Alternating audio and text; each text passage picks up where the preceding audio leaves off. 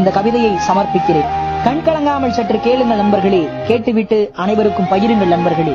தாய்ப்பாசம் உள்ளவர்களுக்கு தான் இந்த கவிதை ஒளி புரியும்.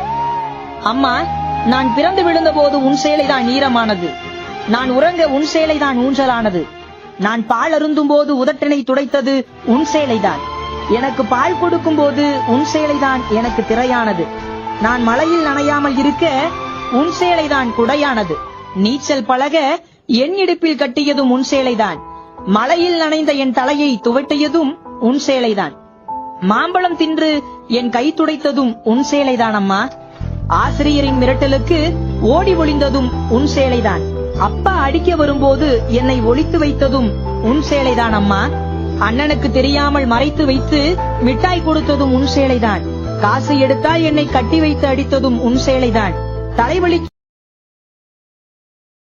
Download ShareChat.